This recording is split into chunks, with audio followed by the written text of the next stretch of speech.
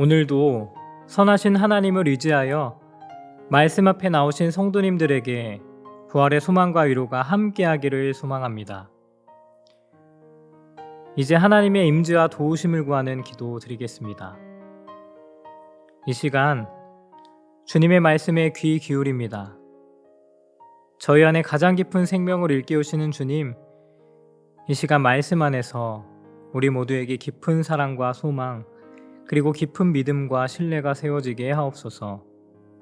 이 모든 간구 예수님의 이름으로 기도드립니다. 아멘. 이제 하나님께서 오늘 우리에게 주시는 말씀을 읽겠습니다. 먼저는 구약성경 시편 14편 3절의 말씀입니다. 그들은 모두 빗나가고 하나같이 썩었다. 착한 일 하는 자가 없으니 한 사람도 없다. 신약 마태복음 7장 14절입니다. 생명에 이르는 문은 참 작고 그 길은 너무 좁아서 찾는 사람이 적다. 이번에는 순서를 바꾸어서 다시 한번 읽겠습니다. 생명에 이르는 문은 참 작고 그 길은 너무 좁아서 찾는 사람이 적다. 그들은 모두 빗나가고 하나같이 썩었다. 착한 일 하는 자가 없으니 한 사람도 없다.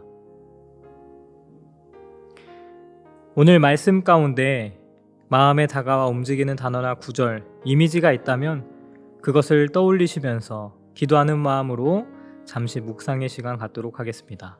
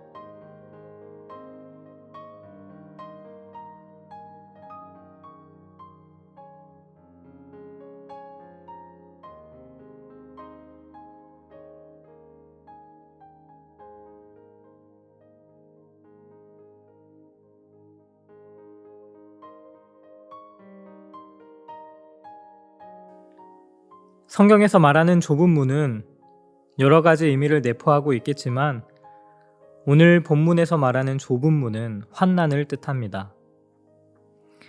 주님께서는 우리에게 환난의 길로 들어가라고 명하십니다. 그럼 여기서 우리는 또 이 환난이 무엇을 말하는지 생각해 봐야 합니다. 여러 가지 의미를 둘 수 있겠지만 저는 이 환난을 누군가를 사랑하려고 애쓰다가 상처 입은 가슴이라고 정의 내리고 싶습니다. 사랑의 무게가 많이 가벼워진 세상이 되었지만 사실 누군가를 사랑한다는 것은 결코 쉬운 일이 아닙니다.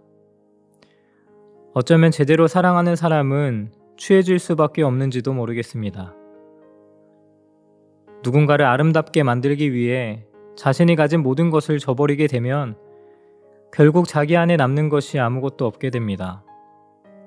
그렇기 때문에 정말 제대로 사랑한 사람은 모든 것이 소진된 상태가 되기 때문에 취해질 수밖에 없는 것입니다. 그러니까 환난은 내가 취해질 것을 각오하고 덤비는 행위인 것입니다. 그런데 환난이라는 말을 들었을 때 어떤 감정이 드시나요? 솔직하게 환난이라는 단어는 듣고 싶지 않은 단어로 느껴집니다. 피할 수만 있다면 힘을 다해 피하고 싶은 단어입니다. 그렇게 우리는 이렇게 말씀하시는 예수님의 말씀이 그리 반갑지 않습니다. 왜냐하면 고통을 피하고 싶은 것이 우리 인간의 기본적인 욕구이기 때문입니다. 그런데 주님께서는 구원받기 위해 좁은 문으로 들어가길 힘쓰라고 말씀합니다. 사서하는 고생길, 만약 구원받는 이 길이 불행하기만 한 길이라면 또 예수님을 따른다는 것이 꽃길이 아니라 고생길이기만 한다면 우리는 정말 그 길을 기꺼이 또 즐겁게 걸어갈 수 있을까요? 그러나 마태는 우리의 절망한 마음을 위로하기라도 하듯 좁은 문의 또 다른 이면에 대해 말해줍니다.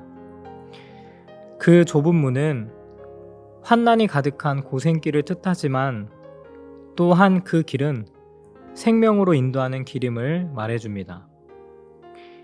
이 생명이 무엇을 가리키는지는 로마서에서 힌트를 얻을 수가 있는데 로마서 8장을 보면 성령에 속한 생각은 생명과 평화라고 했습니다.